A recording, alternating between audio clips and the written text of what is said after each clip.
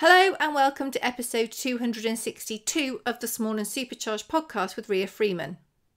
Well, I am delighted today to be joined by Georgia Plimbley, who you may know from Instagram. I mean, 216,000 people know you from Instagram. So it's lovely to have you here today. Thank you so much for joining us. Thank you so much for having me. It's a pleasure. So let's just start with your journey. So how did you get into what you're doing now? I mean, in terms of the equestrian side of things, I had a very conventional start, as it were, with horses. I was very lucky that my mum put me into pony club and she was very proactive, would take me out every weekend. I had a pony at home, did riding clubs. I was really into my show jumping and mounted games, and I absolutely loved it, lived and breathed it. I was the horse girl at school. And then when I was about 16, somebody who I went to school with, who had a lot of connections in the film industry with stunts, said to me, why don't you have a go at trick riding? And I did. And that just completely switched me from sort of the conventional, the show jumping and the drag hunting. And I completely switched into the world that I'm still in today, which is, film work, stunt work, and really largely liberty work now is what I like to focus on. So talk to us about let's do film, and we'll do film, then stunt, then liberty. So film-wise, what do you sort of do? Do you take your own horses? Do they have horses supplied? What sort of work do you do as someone who works in film who's an equestrian? So I'm a rider in film. So I work for a company who supply the horses to the film production. And so I work for Steve Dent Stunts. I work mainly for his two daughters, Charlotte and Sam, who are horse masters on set. So they're largely responsible for providing horses for a production and to meeting the production's needs in terms of what they want horses to do, what's possible, what's safe, if they need actors on horses. And I come into play when there's something that an actor or a character is required to do on a horse that an actor can't do. So I'll be brought in, which it varies because some actors are very capable. And I might only be brought in for sort of more dangerous aspects of a scene, whereas some actors have absolutely no riding experience. So I would be the actor's double. So you're dressed in the costume of the character, and the film is always it's always filmed and set up, so you can't quite see my face. But the real trick to it is that we doubles are matched with actors. Or we're sort of cast in a way to sort of resemble or maybe have the same body type and that kind of thing. But it's incredible how they can change how we look. I've been like a little boy on one production, and I've played men's where they've bearded me up and everything. So oh wow, yeah, so it's great. It's really, really fun. And then I'll do grooming on set as well. So sometimes we don't have actors on horses, but we might have carriage jobs, and you need people on the ground who aren't just there to take care of the horses, watering them regularly, but also to be a safe hand on set because, horses, crew members, actors, extras, there's a lot going on. So logistically, it's important to have people on the ground. So I do that too. That's really cool. And is that UK based, or do you go abroad as well?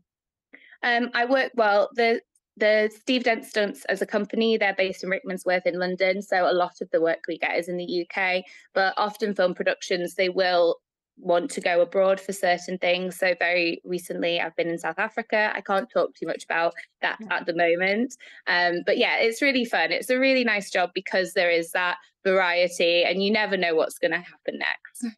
What's been the most amazing thing you've done? You don't have to obviously name names and what it was, but there must be some incredible and bizarre things that you have to do because obviously the films that we see, the programs we see on television, the films we see on television, there's fantasy, there's horror, there's such a wide breadth of things. So what's the kind of most amazing thing you've done? You know what? What the thing that amazes me consistently are the horses. And I talk about this to my friends and people who don't work in the industry quite a lot. I've been around horses since day one. Horses don't faze me in any shape or form. But I've been in so many situations in the world of film and on set where they've just absolutely it blows my mind how incredible these animals are, and how, like, what they're willing to do and accept in the right hands. And this is largely led into a lot of like my philosophy in horse training now, and how much influence we actually have on the horses. So for an example, there was a film I worked on quite a few years ago now, and we were filming in Wales in the Brecon Beacons, and we were in a random valley in the middle of rural Wales, and we had about 100 horses lined up, and it was like an army charge scene. 100 horses lined up with riders, and in front of them, at about 2 meters in front of these riders, were hundreds and hundreds of extras. So it was a big like battle army sequence, and we'd been told that there'd be drones coming and shooting the scene, and then it turned out to be 2 helicopters, and none of these horses had been prepped for helicopters. And you've got 100 horses, a couple of meters, and hundreds of people who aren't horse people. These are, you know, background artists. And you know, in terms of like the risk of it and health and safety, it was very, very scary. And that's when we sort of did a test run and asked everybody to move a little bit forwards, and did a test run with the first helicopter.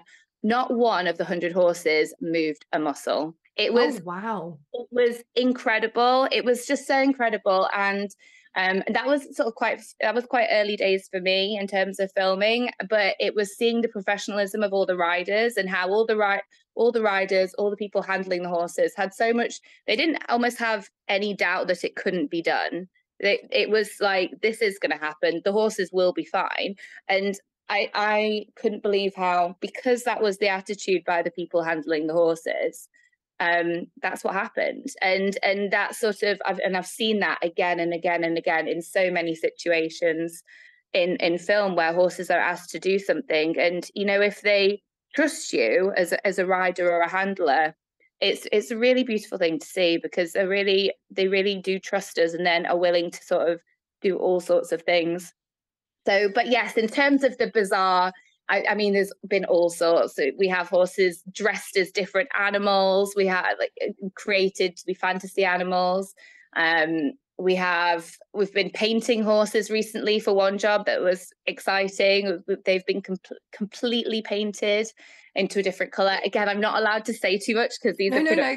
Be cryptic. Be cryptic. It's just amazing to hear all this stuff that, again, we don't see when we're watching a program and watching a film. You take it at face value, don't you? You just do.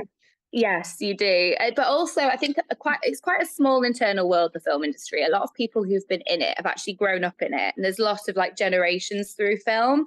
And so sometimes I think I love the fact that, you know, I didn't, because I can really appreciate, like, sometimes I see the things the horses do, and I really I'm gobsmacked and I'm in awe of it. Whereas for a lot of the people who work in this and live and breathe it and have done since day one, it's just another day at work, and it's not that exciting at all. Completely. And does the stunt work well with the film side? Because obviously, I know some scenes I imagine that you're doing are quite basic in inverted commas. As you said, sometimes the actors can be highly skilled with horses and sometimes not so much. But some, I imagine a lot of that stunt riding, trick riding comes into play. Yeah. So a lot of my trick riding stuff is more live entertainment and live shows. So I've done loads of county shows working for different companies. And a few years ago, I went abroad to work for a company called Cavalier, which isn't that well known in the UK, but it's a Cirque du Soleil show essentially with horses. It's one of the biggest horse shows in the world in terms of equestrian entertainment. And it's sort of like, for a stunt or trick rider, it's kind of like the peak of your career if you can do it. So that was a magical experience for me to do. In terms of film work, yeah, we do get scenes where you might have to like hang off a horse and pick something off the ground, or there might be fighting scenes where you're falling off the horse. I will like clarify though, I'm not a stunt performer. So right. In the UK, you have like licensed stunt performers who will work across all stunts. So they'll be martial artists and they'll do wire work. And that's something that I've never wanted to go and become qualified, because my passion is the horse side of things. So I very much specialize in the sort of the specialist horse work.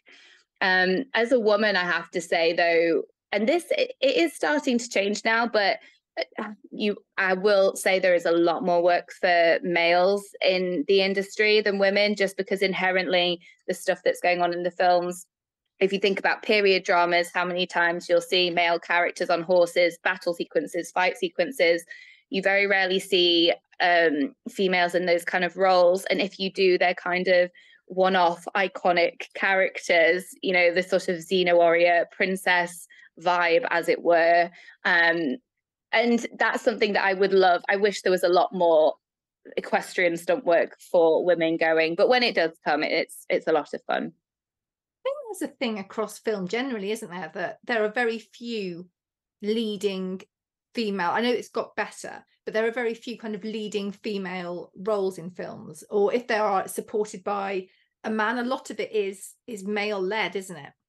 Yeah, and also the fact that a lot of, if you know, when you do see these occasionally, these strong women, they're often overly sexualized, so then you also wonder where that's coming, you know, who that's truly serving.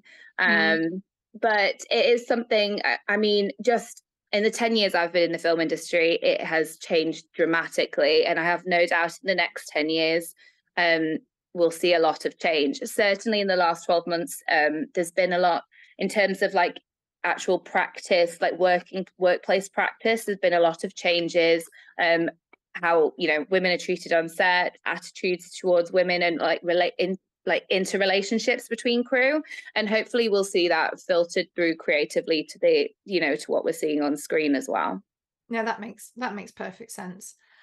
So then we come to the liberty side of things, and was that obviously that's been something that you've been building for an awfully long time, but was seeing the horses and the way they were on set, you said about that trust they have, did that really sort of spark that even further for you, thinking, hang on a minute, we've got a really interesting relationship here that we can use to sort of serve both parties rather than the way that perhaps things have been done more traditionally? Yeah, I mean, the way the liberty came about for me was, I mean, I grew up always seeing the liberty, you know, at the big shows, you'd go and you'd see your Lorenzos or your Jean-Francois Pignon. And, you know, I would watch that as I was growing up as this horse obsessed girl and just be in awe of and envy of these individuals who had this unattainable gift. Like they just, you know, they could speak to horses and they obviously had this magical quality that just made them extraordinarily special. And it wasn't until I went and worked at Cavalier, actually, the horse show. We were touring China at the time, so it was a really exciting time in my life. But that was the first time I got up close and personal with the actual training processes of liberty, and it really opened my eyes. And I realized I was watching the training, and I was like, "Hang on, like it's not a magical thing that's happening here. It's a training process, and it's learning to understand your body language and these sort of micro cues that we're always giving to the horse, and it's about being self-aware." And so I sort of watched and self-taught and experimented and practiced, because I went to Cavalier in the context of, I was trick riding in the show and Roman riding, which is where you're stood on the back of two horses. But obviously all the liberty trainers would be practicing behind the scenes all the time. So, and yeah, I do think I feel really strongly about this. And I think sometimes people might peg me in a bit of a hippie corner, because until you felt the connection, this sounds extraordinarily cheesy, and I know it does, so I cringe almost saying it, but until you felt that connection between yourself and the horse, it sounds a bit romanticized. And whenever I'm working with my clients, I always say, when you connect and when you're really in tune with each other, you'll absolutely know. And I always get really emotional when it's normally lesson 2 or 3, a client will turn around and they'll say, "Oh my goodness, like I felt it and now I totally get it," because it is it's being in tune with your horse in a completely other level. And the thing is any of us could do it. Anybody could do liberty with their horse. It's just understanding how, and that's what I'm really trying to push out there. So you'd obviously done the training and you'd, as you said, self-taught. And then when you came back to the UK, did you think more people need to know about this? How did that kind of journey happen for you? Yeah, that's exactly it. I mean, I came back to the UK. I wasn't really sure which direction I wanted to go in because I've got a little boy. He's 5 now, and when I moved back to the UK, it was to come back to be closer to family, to give him, a stable upbringing instead of being on tour and traveling and working around the world. And so, to be honest, if I'm entirely honest, my first option was, right, as a mother, what's my most sort of stable way of teaching? And if everything that I do, liberty seemed like the best option. But actually, the more I do it, the more passionate I'm becoming, because I'm learning more all the time. Every person I teach and every combination I work with, I'm taking more from it as well. And I've realized, so I do a lot of problem solving, and I've realized that a lot of the issues people have in any discipline, in any sphere, can come back to the same kind of principles, that it's normally at some point comes down to the relationship between yourself and your horse.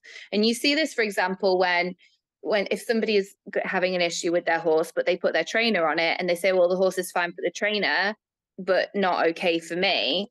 That sort of, it's black and white. It's because the issue isn't necessarily with the horse, it's with the relationship between the two of you. And it's unpicking that and finding out what's going on there.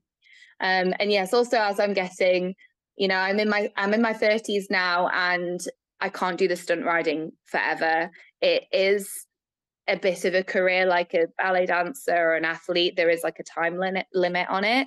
And also, I just don't want to take the same risks that I have been doing, because I've got my little boy and I need to always be there for him. Yeah, I hadn't even really. I know you have got a little boy, but I hadn't really thought about touring around and being involved in live shows, particularly with a little person in tow. That must be a whole different level of management and stress and juggling.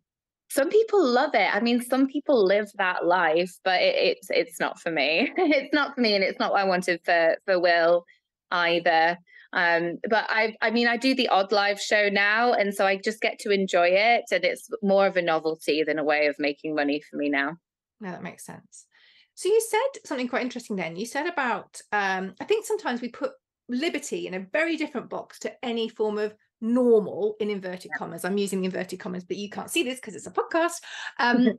Normal riding. But what you said then was actually it all integrates, which I think we often don't really appreciate, as if we're more of a traditional rider, how it works together.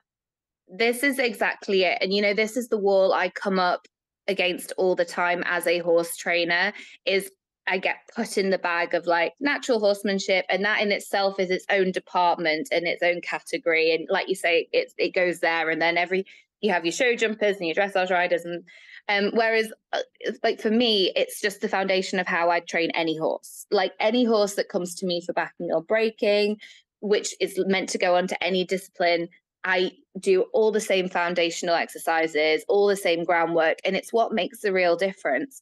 I mean, I've had, as an example, I won't name any names, but I've had a top dressage rider approach me, and I've had to go and work with their horses because they have these incredible, working at Grand Prix level dressage horses, immaculately trained. Like, she's a rider on a level that I couldn't compare to in terms of dressage skill, but she couldn't lead half of her horses out to the field because of how difficult they were on the ground, because of the way they're managed at home. And this is like, and the work we did together and the work I did with those horses solved that issue. And she said to me herself, I can't believe like this isn't more mainstream, just these sort of techniques that we use. I think it's a combination of things. I think, equestrian sport is a tale as old as time. It's developed to become its own thing, and people are very set in their ways. And I can see why people aren't so open-minded always to change, although increasingly people are being more open-minded. I think somebody we can credit an enormous amount of that to is Ben Atkinson, who's a friend of mine. But what I'm so grateful to Ben for is he's obviously become an absolute sensation, which he is. But I think he's started to open people's minds a little bit more towards, these different methods of training horses, because if you can apply them everywhere, and they're there to serve. It's not about ultimately, if you're a Liberty trainer and you want to go and do displays, you've got a means to an end there, and that you're trying to train the horse to do these displays. But I don't even do displays with my own horses now. I'll do my own like little demos and things. But it's just about having a good horse, having a horse that, you know, who you can communicate with clearly. And I have people say to me all the time, "Oh my gosh, your horse, you're so lucky, they're so well behaved." And I'm like, hey, it's not luck. No. Credit where credit's due. It's just the way we go about handling them. And then it makes your life so much easier as a horse owner, as a handler, whether you're doing it for pleasure, whether you're doing it competitively. Just having a horse where you feel safe with the horse feels safe with you, and thus you have this harmonious, peaceful, calm, easy relationship wherever you go, whatever environment you enter into. That should be something that surely any equestrian from any discipline or any walk of life would like to aspire to. Completely. I mean, Ben, I love Ben. He's been on the podcast Same. a little while ago, but I think what he does so well is he makes it all feel very like relatable and achievable. I think, as you said before, when we watch these amazing people a good few years ago, it was like a kind of dark art, and they perhaps weren't. I mean, it wasn't in the days of social media, so it wasn't particularly relatable. You kind of look and just sort of went, "Wow, witchcraft," and moved on. Yeah. Whereas, I remember at Your Horse Live, was it last year or the year before? I walked, they had like a little stable area there for I think it was rescue ponies.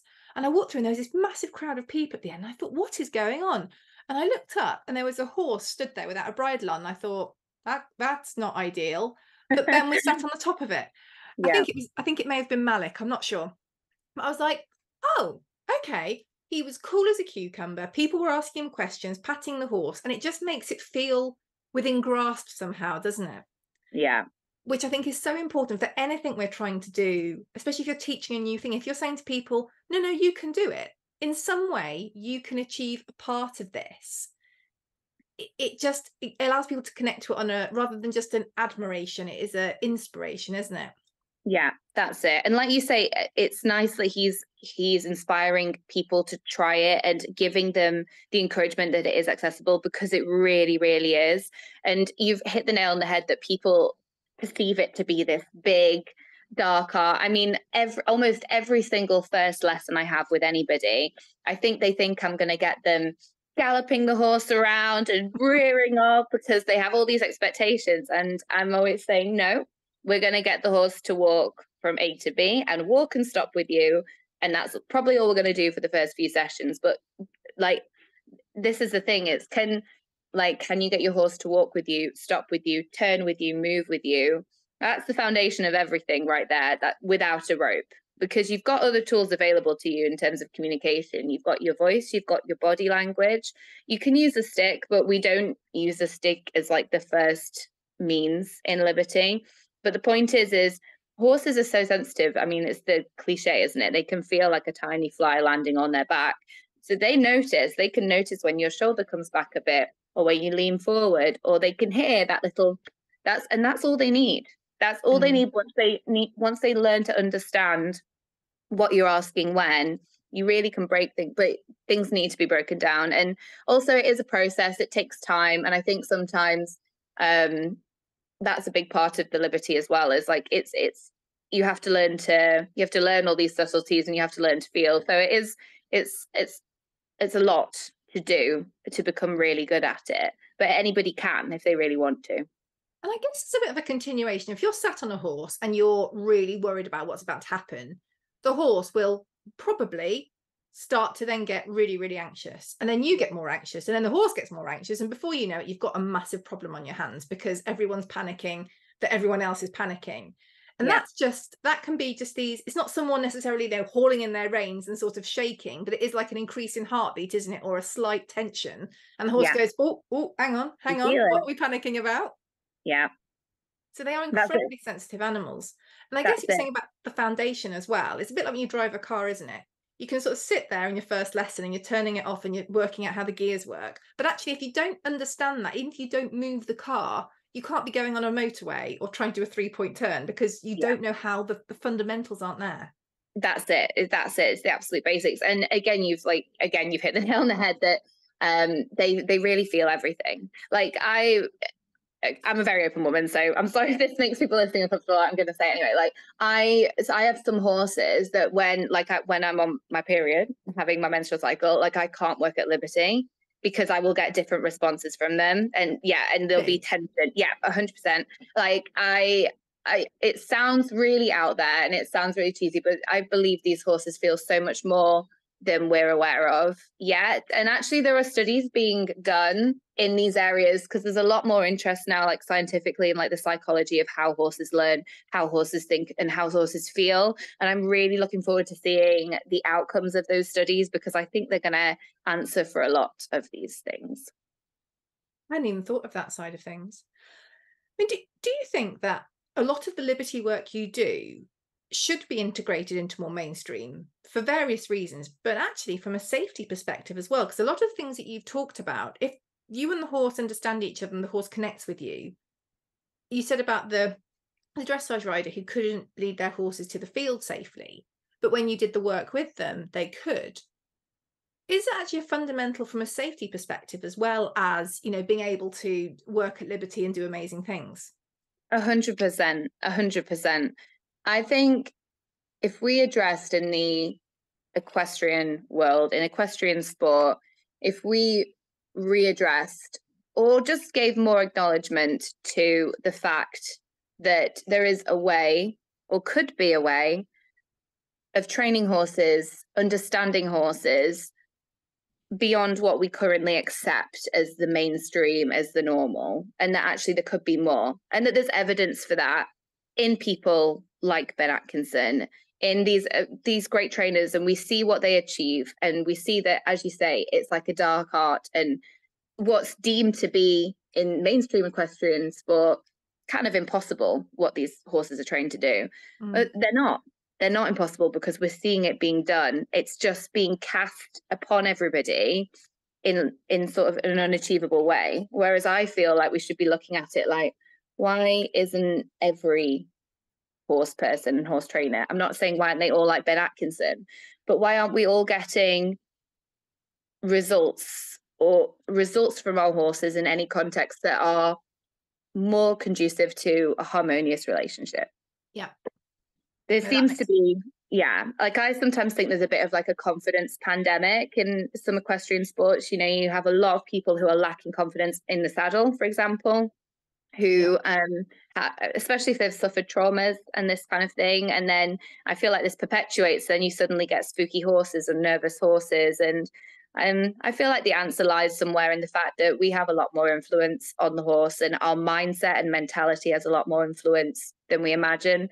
Again, mindset as a concept has become a lot more acknowledged now, and you see a lot of rider mindset coaches, and I love it. I think this is such a brilliant thing. Again, it's an area that I think, it's one of those things, mindset for a long time just in general society wasn't talked about, and people's mental health, and that started to be talked about. And now we're starting to look at rider mental health, and I'm the one here saying I think we should also be looking at like the horse's mental health, because it's happening. And you are very much part of a team when you're on a horse or working with a horse. There are the two of you in that. And if one is on amazing form and one isn't, you're never going to get the results. And that doesn't necessarily mean winning, red rosettes. It could just be having a really great training sessions, going on a really lovely hack that you want. Yeah, that's it. Now, obviously, in addition to all the horse work that you do, you're also an influencer, and you do official modeling, don't you? Official.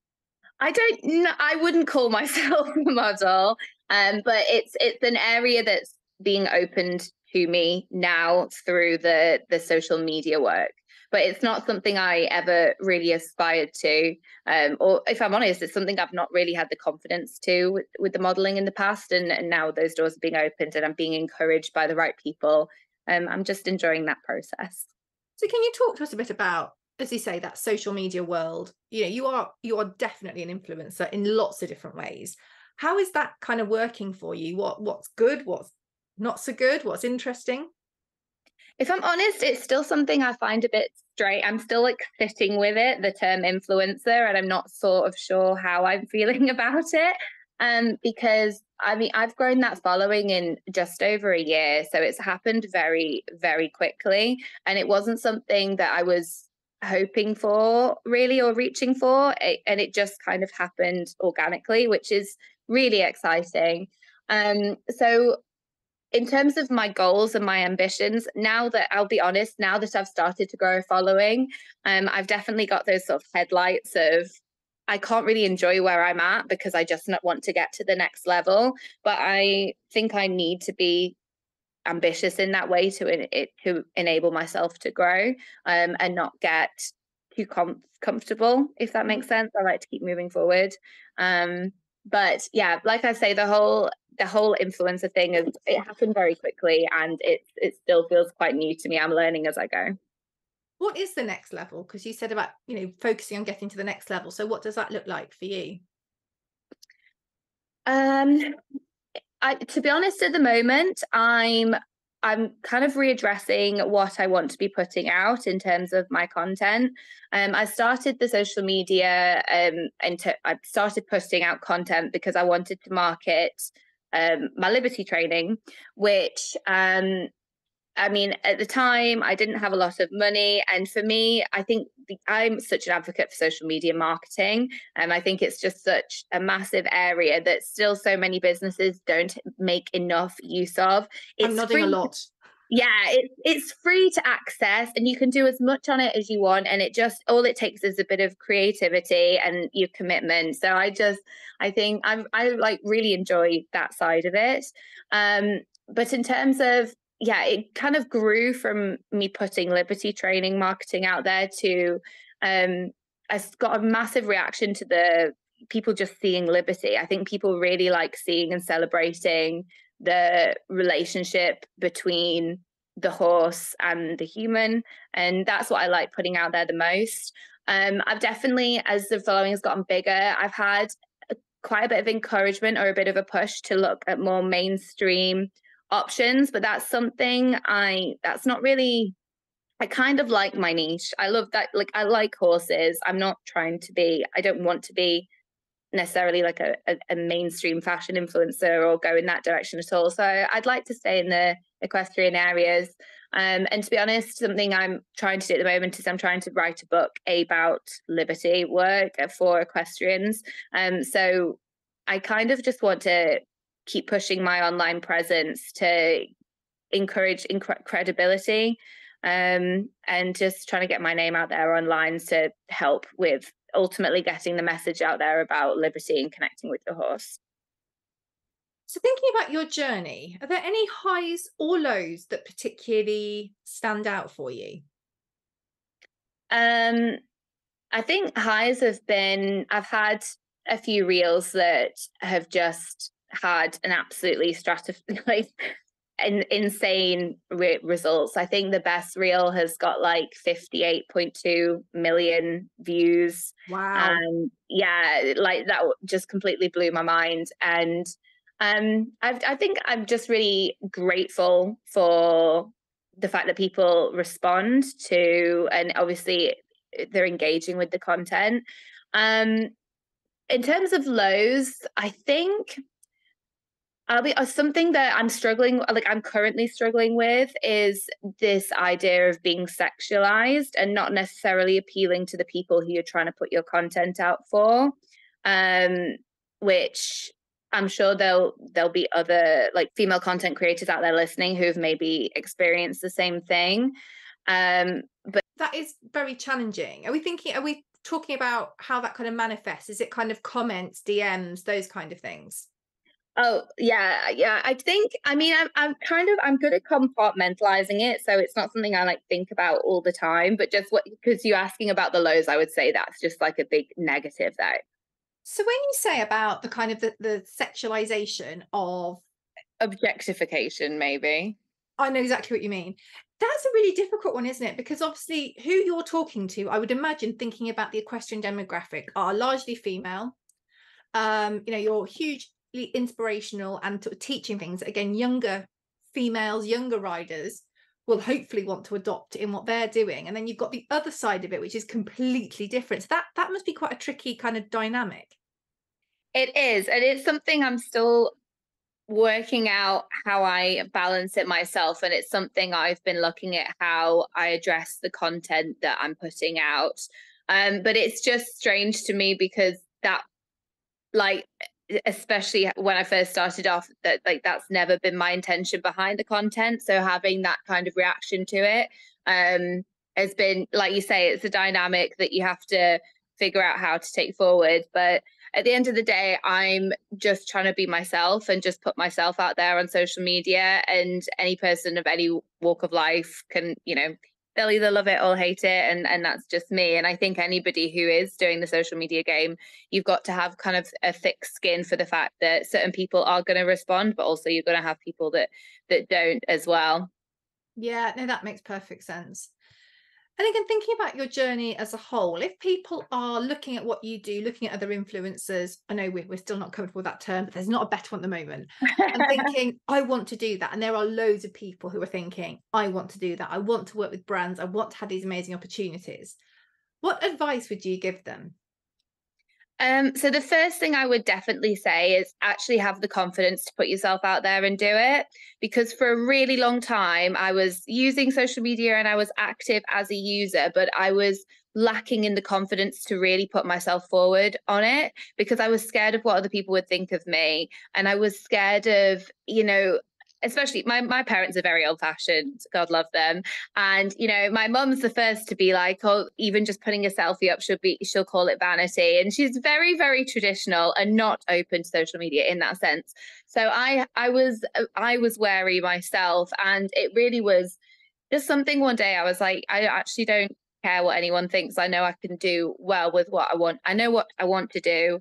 I want to start putting myself out there, and I want to get on with it. And that's when things started changing, was when I was consistent and when I gained self-confidence really to embrace who I am and put myself out there, because I think people respond to the authenticity of it. So that would be my number one tip to anybody who's umming and ahhing or maybe doesn't have the confidence is, first of all, like, just just do it. Stop hesitating, stop procrastinating, stop over planning your content. Like, especially when I started, I was like almost a bit of a perfectionist in what I wanted to put out, but then creating content takes time. And sometimes if you want to be consistent, the best thing is you just get stuff out every day, even if it's not perfect, but you discipline yourself and you train yourself to be consistent. So yeah, first of all would be have the confidence and believe in yourself. And then the second thing I would definitely say is consistently. I post every single day. I've started to give myself holidays. So when I go on holiday or when I'm away with my boyfriend, I say, right, Georgie, you're going to have a few days off and I won't post. But really where I've found my growth has come from is posting consistently at the same time every day, and starting to take notice of, at first I'd post at different times and I'd be looking at, when were things getting better results, and then I'd stick to those times. But that's different for everybody and who your audience is. So yeah, consistency is really, really a big one. And I think then authenticity as well. I started to do, well, I always have done quite a lot of piece to cameras on my stories and talking and just being very much myself on my stories. And I think my most engaged followers, or my followers that I feel like I resonate with most and who I enjoy putting my content out there for, are the ones who watch all those stories and engage with me as a person. And I think that authenticity shines through. That would be my 3 tips. No, they're really, really good ones. When you were sort of talking about authenticity, I think sometimes people can get fixated on, they want to be sort of famous and they want to be known, they want to be an influencer.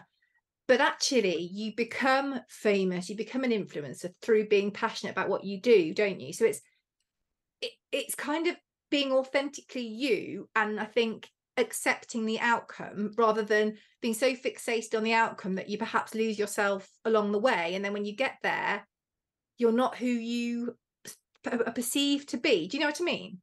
100%, 100%. I found that to be entirely true, because when my following started growing and I started to build up a little bit of confidence, then I would be looking at what other like big influencers were doing, and sometimes I'd try to replicate things or think, right, well, this is working for this person, so I'm going to try that. And anytime I've tried something that wasn't authentically me, it has completely flopped and failed, and people don't respond to it. They see through it. I think, yeah, authenticity is real. Like, you can just see it. It's the same with like anything to do with sales or promotions. Like, I'm quite not wary with working with brands, but as brands have started approaching me and wanting to build relationships, I don't want to work with brands who I've like never actually used their products or interacted with in a real sense, because I know that when I'm using social media, you can see the difference between product placement when somebody's being paid to sell something and they don't actually give a damn about the product, and when you see people who are really passionate and have found the benefits of using something, or maybe a product or a service has made a difference in their life and they want to help others by sharing that, you see the difference in that through the marketing. But I mean, marketing is something that's always really interested me. I do a lot of reading about it. I've never studied it, but I think that helps as well as having an interest in the field. Yeah, and I think that helps for the from the more commercial side as well. When you work with brands, you can perhaps see it more from their point of view, because again, brands definitely get inundated with messages day in, day out from people saying, want to sponsor me, I'd like a free thing. And there's some of those can work well, but that person needs to have that knowledge of that it needs to work well for everybody concerned. Otherwise, the brands are just giving stuff away, they're getting nothing back, and actually it sours them to working with content creators and influencers going forward, because everyone gets tarred with the same brush. And vice versa, if a influencer content creator has a horrible experience with a brand, they're perhaps not going to want to work with them because they've had that horrible experience. Yeah, yeah. It's also quite like, it is still quite a new area. It's a new field, and there are a lot of brands that maybe for a long time haven't really taken their social media that seriously, and are only just waking up to the fact that actually it's a massive area.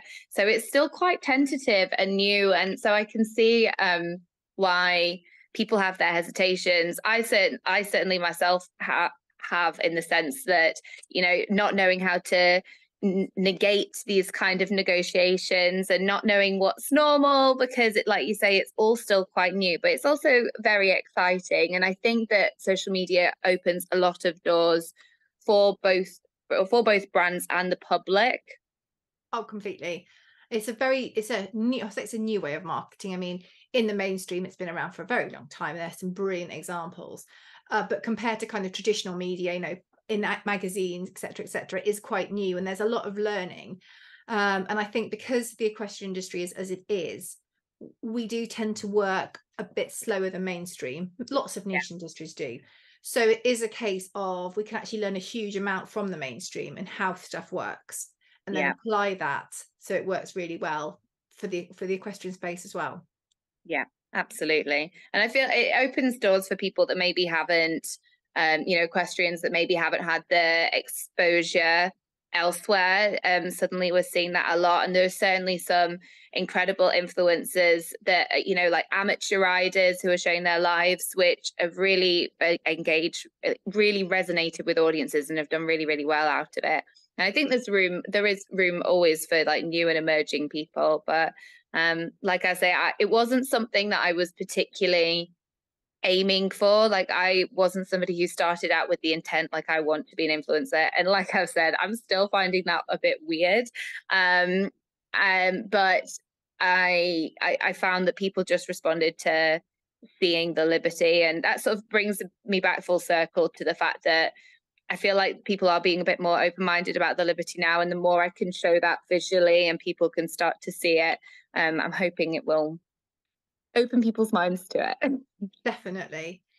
Is there anything else that we haven't chatted about that you would like to cover or mention? Not particularly. Give me a second. You might have to edit a big pause out of your Don't worry, it's fine. It's fine. final podcast, because I'm sure there'll be something useful that people could take away. I don't know. We've kind of slightly touched on the dark side of social media, because I think there is a really interesting conversation about the whole sexualization aspect, but Yeah. I don't know, it's kind of like also quite a difficult one, so it's how to sort of approach it. Well, um just chat and I'll ask questions. We'll get there. what now? Yeah, we can if you like, or we can do a whole different podcast about it. Yeah, I think maybe do a whole different podcast about it. Yeah, but I think it would be really good to do, because there is so much that could be said about it. And I think I'd need to sort of like structure the conversation a bit more in my own brain about it. But even though you have the great followers too, there's also this enormous underbelly of like grotesqueness that I just don't want to. That's No. not me, and that's not what I'm comfortable with. So thank you so much for joining us today. I think there's been loads of stuff I've taken away from it. I think the whole liberty side and actually how that integrates so well into normal horsemanship, normal in inverted commas. I think horse mental health and person mental health, and how that awareness is being raised of that. And I think it's been really interesting to talk about your kind of influencer journey so far as well. But please let us know all the places where people can follow you online, because I'm sure they're going to want to. So my main place is Instagram. That's where I like to hang out and spend my time. So I'm on Instagram. I'm also on TikTok and Facebook. I am having a website currently constructed, which is very, very exciting and feels very official. So I'll also be launching my website soon, so you guys can keep an eye out for that. Awesome. And if someone wants to come and learn more about Liberty, and what you do, is the best place to contact you at the moment through Instagram? Yes, so I'm actually doing a winter clinic tour again, a UK-wide clinic tour. So the dates for that will be going out soon. I'm covering all areas of the UK, so hopefully I'll be not too far. They'll be advertised on Instagram. People can just DM me, and then I take all my bookings through WhatsApp. It's very, very unofficial. No, WhatsApp's really good actually. I do quite love teaching about like WhatsApp, Facebook, and Instagram, because I'm a Meta lead trainer, and WhatsApp's got huge scope to help small businesses. It's all good. It's brilliant. And I found at one point I was taking inquiries through Facebook Messenger and text and phone call and email and DM and Instagram, and where I just direct everyone to my WhatsApp. I've got a business account, and it's very straightforward. Perfect. Brilliant. Well, thank you so much for joining us today. It's not just me. And we'll catch up soon. Lovely speaking to you. Thanks so much for having me.